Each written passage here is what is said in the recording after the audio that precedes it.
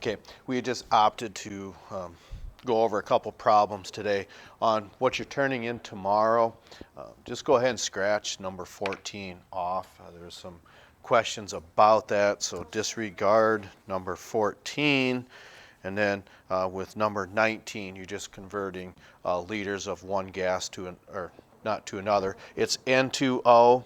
You're just taking the volume of that and calculating that to grams, because I believe that's measured at STP.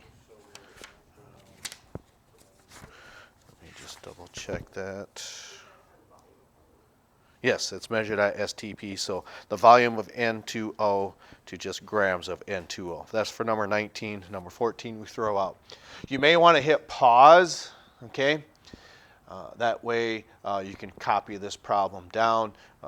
Your evaluation tomorrow will probably be, I don't know, 4 or 5 problems, just on account of these are, as you would agree, probably a little more difficult than what we've done in the past. And a lot of that, or not a lot of it, but some of it can just be setting up your chemical reaction. And the reason the top one is a little longer than the bottom one is because there you have no choice but to use the ideal gas law.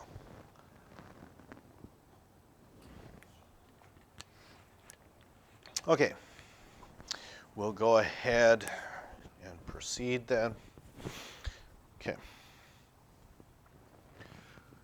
There's a couple things we can say to do first in this top one, but probably the most important one is to get your chemical reaction. So what do we know is on the right side? So if this is our reaction, what do we know is on the right side? Yes, because if you're making this ammonia, that means that belongs over here. Okay, so if that's what's being produced, how are we making that on the reactant side? Okay, so we're grabbing some hydrogen or nitrogen, whichever one you want to start with. Okay, now when you get to this point, okay, I want you to ask yourself, if you don't account for this, you're really going to get frustrated. You've already said it, but it's easy to forget. What else do we need to do in that reaction? True, but you said it. Yeah, because remember, gases and halogens are diatomic. So now you can go ahead and balance that. Since we got 3 hydrogens over there and only 2 here, we'll just try putting a 3 here, see once what that does. Well, that's pretty simple. Well, then now we've got 1 nitrogen there and 2 nitrogens here. Well, looks to me like we're going to put a 2 here, so our nitrogens are balanced. But what about our hydrogens? Is that all right?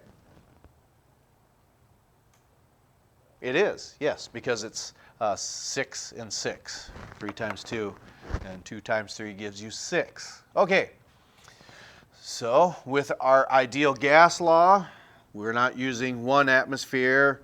The only constant that we're using is R. Okay, what else do we know in that problem?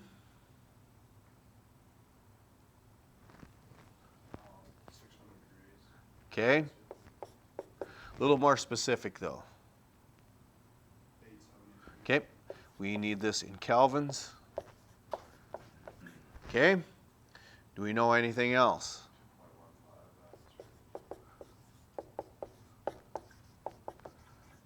Okay, do we know anything else? Okay, so we don't have N.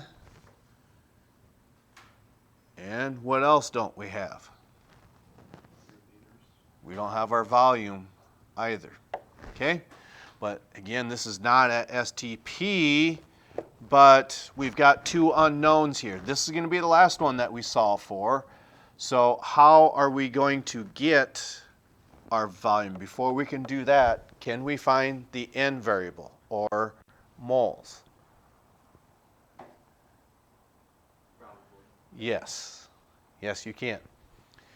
But with this, it's saying the process of making this ammonia occurs when these two react, okay? But you're given 8,000 grams of hydrogen, okay? So we can't plug this in here yet. We can't, because 8,000 grams, of course, is not a volume, but rather what instead? Anything in kilograms, milligrams, grams in general is obviously going to be a mass. So we've got 8,000 grams of this, but can we change this to our N or mole value? Yes, you can, okay? So we can't just go straight from a mass to a volume. We can if it's at STP. It's a little easier, okay? But this is not. So in this case, we're going to take this 8,000 grams of hydrogen, okay? And good idea, even though, is it a good idea to put that 2 there? Yep. Yes, because if you don't, what's probably going to happen in this next step? You're going to put that down there. And why is that wrong? It's 2.02. Yeah, because it's supposed to be 2.02, because hydrogen's diatomic. And then what would go up top here then? For 2.02 grams of hydrogen, you get exactly 1 what? You get a mole of hydrogen. Okay. Our grams are gone. We're moles of hydrogen. What's the next step we're going to do? Okay. So can we jump from this side of the reaction to this side in that step? The answer is yes. You're nodding your head yes. How's that possible? You said it. Now just apply it. So you said a mole to mole ratio, which would be correct. But which one is going where? Okay, since H2 is up here, I'm going to put H2 down there, and then what goes up top here? Okay, moles of ammonia. Is it at this point that we stop, or can we keep going with dimensional analysis? Okay, keep going. Okay. So now we got a mole to mole ratio, which means we need to do what in this reaction then, or this step? Okay, so this 2 goes here for the 2 moles of ammonia, and then 3 goes on the bottom. Are we sure about that? 22.4 on top? Does anyone agree with that? Yeah, I agree with that. Okay. Anyone else want to get in on this auction? I hear 1, and then there was 2. Got 2 bidding against one another. 2 more can weigh in. Is it no, I'm not going to weigh in, or no, you can't use 22.4? Okay? We're saying there's one more step to put on here.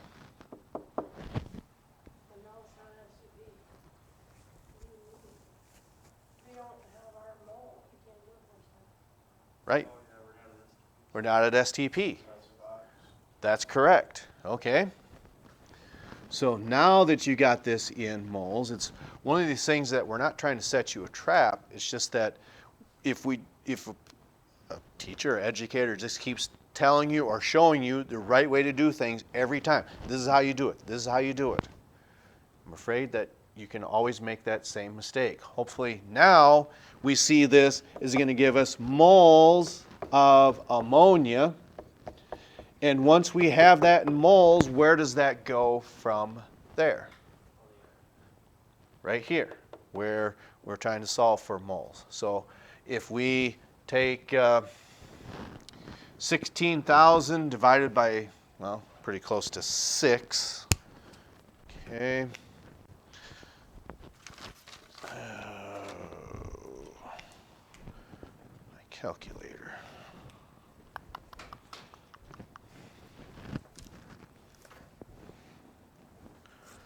So 16,000.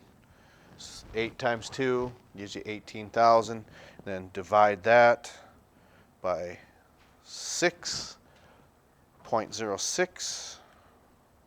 So our N value, our moles, is 2,640.26. 2,640.26 moles of ammonia. So now that you got it all the way down to this factor, now we just want you to do what the formula tells you to do, which is our pressure was 2.15 times V, or volume, equals what's on our right-hand side now. Our N value is 2640.26. R is our constant. And then our temperature was 873. Okay. So then, yes, this is going to start to be a fairly large number. We've got 2640.26 times 0.0821. Oh, the 8 didn't go in there. Darn it.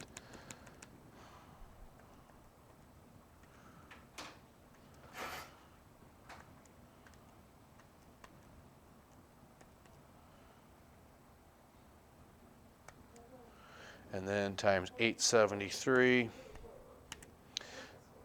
I get 189,236. 189,002, and there's a decimal point with that, but 2.15 V equals that. So to get V by itself, do what to each side? Using your algebraic skills. Yep. So approximately what we are going to get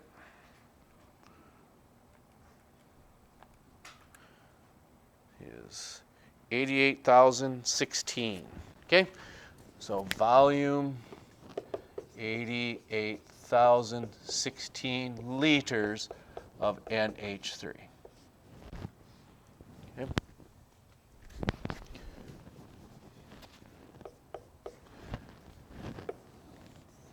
Okay. And I don't know if you can speak for the class, but left side, are we good? Middle? We're not just nodding our head, are we? We're really okay? All right. So to me, the hard one's out of the way now. Okay? It's kind of like maybe when someone comes up and tells you, I've got good news and I've got bad news. Which one do you want to hear first? I always want to hear the bad news first. Then you kind of end it on a high note, if you want to call it that. So here we had some good news and some bad news. We got the bad news out of the way, because how is that bottom problem different than the top one? It's at STP, so you can do it one of two ways. You just use straight dimensional analysis, but before we can do that, how do we start this problem? Just like how did we have to start this problem? Okay, so what's on our reactant side?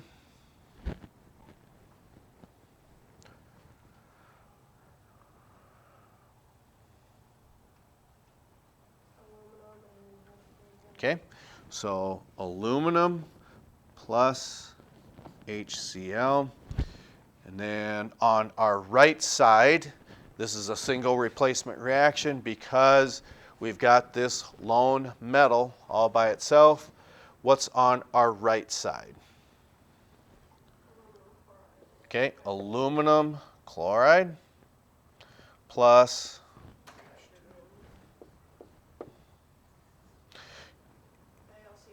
okay, now we got it. Okay, plus 3 minus 1, so you have to have 3 chlorines. All right. Then next thing you have to do is balance that. Okay? One of the things that you might try first, we've got 2 hydrogens there. Let's try putting a 2 here. Hydrogens are balanced, but chlorines are not. Okay? Sometimes you can get lucky and just say, well, we're going to try putting a 3 here because we saw a 3 there. Sometimes it works out, sometimes it doesn't. So this is not going to work because we need to get that up to an even number. So how do we get chlorides up to an even number? You double that. Okay, so that gives you 6 chlorides. How do we get 6 over here? 6. Okay, what do we got to do to our aluminums? 2. And then our hydrogens. Now you've got it balanced. Okay. So now we can just do straight up dimensional analysis. If you wanted to, you can still do this. Okay. And then volume. In this case would, let me get this set up first. 0.0821, temperature 273 degrees Kelvin, and end with that. Okay, so that's a question mark again, that's a question mark. So how much hydrogen gas is given off? We don't know in liters. Okay, so we're looking for this variable if you're using the ideal gas law. And we've got, what, 12 grams of aluminum. Okay. How do we proceed with this problem? Take 12 grams and do what? Okay. So we said go to moles, which we can do. Yep, that's still on the screen. So how do we cancel out these grams? 27 grams of aluminum gives us a mole of aluminum. Okay. Can we get to this side of the equation now? Yes, we can. How do we get over to our hydrogen? Okay. So mole to mole. So, but which one goes where? But labels, I'm sorry. Okay, aluminum's on the bottom, and then hydrogen would be on top. Okay, and even though we're not looking for a mass, it's still a good idea to do that. Our equation says what are our coefficients? Again, from our balanced chemical reaction. Now we're in moles. Are we on our final step now? Yes, yes we are. For every liter of H2, or is it not 1 liter? It's 22.4 liters. And that's for every mole of hydrogen. These have now canceled. And let's not see this. Don't put a 2 here because of that, because this step is not a mole ratio. It's only mole over mole. Now you're done. Okay? So, very quickly, if we did this, let's see here. Looks to me like 36, 12 times 3, times 22.4. That gives you 806. And then divide that by 54, 27 times 2, and you get around 14.93 liters. That's using dimensional analysis. Okay, but if you wanted to, you could just stop right here, and whatever answer you get for that, you can put in for N, and then that will give you a very similar answer if you're an ideal gas law person, which means we're taking 36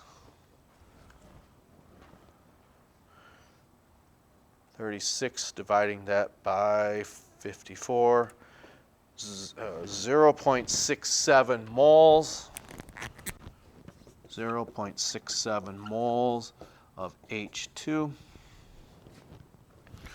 0.67. Okay, so then what we can do is get rid of a lot of this.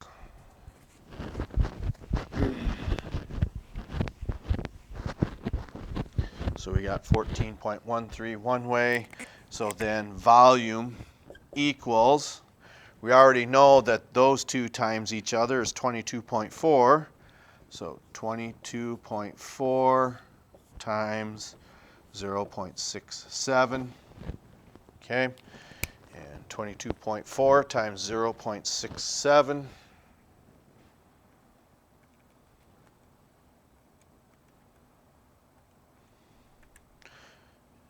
get 15.00, and there's probably just a rounding aspect in this 0.67. So if you're an ideal gas law person, you get 15 liters of H2. That's fairly close to one another. 7/100ths of a liter off, that's pretty close. Okay. We can shut this down. Are we good? Left side, middle? All right. That's all I have. And if you have any questions, go ahead and feel free. Stop in before tomorrow if it fits into your schedule. As we all know, next week you're busy at this time. Okay? And I believe you're working in the gym all week. All right. That's all I have. We'll catch up to you next time.